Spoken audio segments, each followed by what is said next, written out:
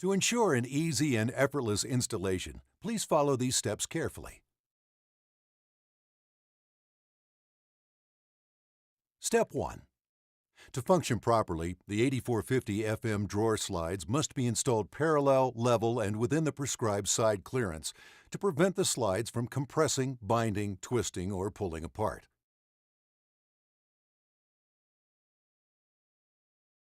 Slide clearance must be within 1/2 inch to 17/32 inch per side, or 1 inch to 1 1/16 inches total per drawer. The slides perform best at exactly 1/2 inch clearance. Step 2. Both cabinets and drawer boxes must be parallel. To ensure that the cabinets are parallel, measure carefully from the rear right corner to the front left corner of the cabinet, and then measure from the rear left corner to the front right corner. These two measurements should be identical. Any variance may affect the slide performance. A variance of more than 1/16 of an inch will not allow the drawer slides to function at all. Use the same method for measuring the drawer box, measuring from opposite corner to opposite corner and comparing the two measurements. Again, the measurements should be identical for optimum drawer slide performance. Step 3. Leveling the slides during installation is particularly important on self-closing slides to ensure that the soft close module engages properly and closes the drawer completely. For face frame cabinets, to begin, cut a cleatboard 1 7/8 tall by the drawer opening width plus 1/8 of an inch. Fasten the rear mounting brackets flush to the outer edges of the cleatboard using the horizontally slotted adjustment holes. Do not tighten the brackets to the cleatboard yet. Measure from the top of the drawer rail to the top of the cabinet. Subtract 1 7/8 inches. Use this measurement to position the top of the cleatboard in the inside back of the cabinet. Center the cleatboard in the back of the cabinet. Level the cleatboard. Screw the cleatboard to the inside back of the cabinet.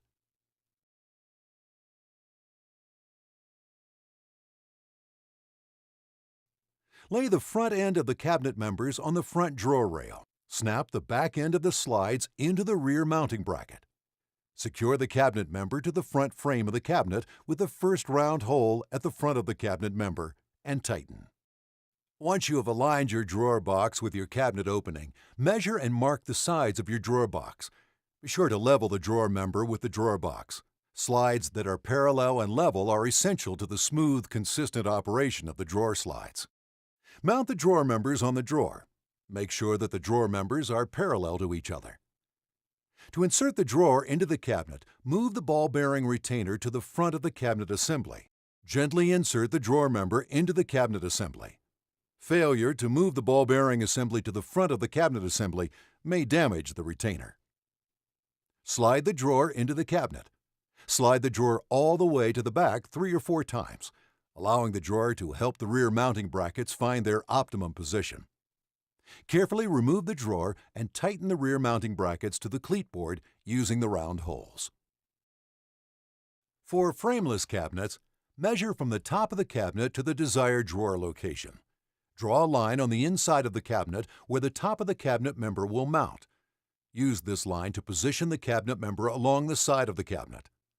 Place the cabinet member on the line you have drawn, and using a level, make certain the cabinet member is level. Install the cabinet member using the fixed screw holes.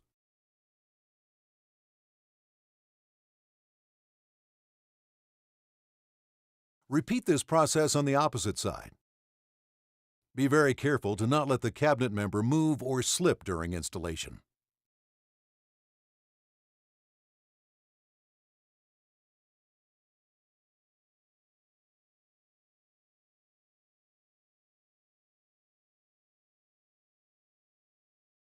Troubleshooting.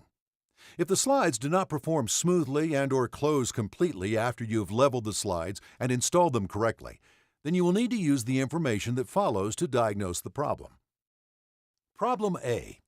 If, when closing, the drawer bumps or catches on the soft close trigger at the front of the soft close module, then the overall side clearance may be too narrow. The cabinet may be narrower at the back. The slides may be mounted so that they are towed in at the rear. The drawer box may not be perfectly squared, or the drawer box sides may be bowed where the drawer members are mounted. To correct this problem, measure the cabinet and the drawer box again to make certain that both are square. If necessary, shim the cabinet member until you have achieved a 1/2 inch side clearance the entire depth of the cabinet.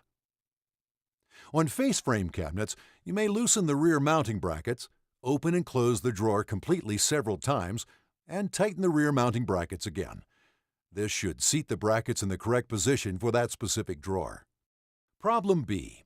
If the closing mechanism does not engage or does not hold onto the soft close trigger on the opening, the overall side clearance may be too wide, the sides may be toed out at the rear of the cabinet, or the cabinet or drawer box may not be perfectly squared. If necessary, shim the member until you've achieved a 1/2 inch side clearance the entire depth of the cabinet.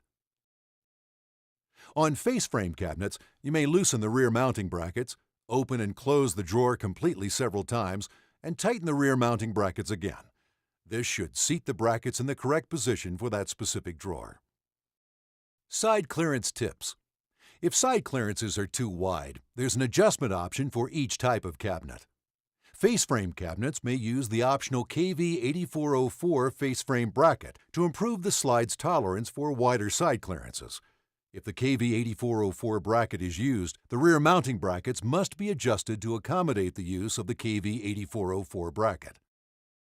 Frameless cabinet installations may use the adjustable hole on the open end of the flexible tabs on the cabinet member mounting holes to allow for more flex, creating more tolerance for slightly wider side clearances. If the side clearance is less than 1/2 inch for either face frame or frameless cabinets, the installer must remake the drawer box to allow for 1/2 inch clearance.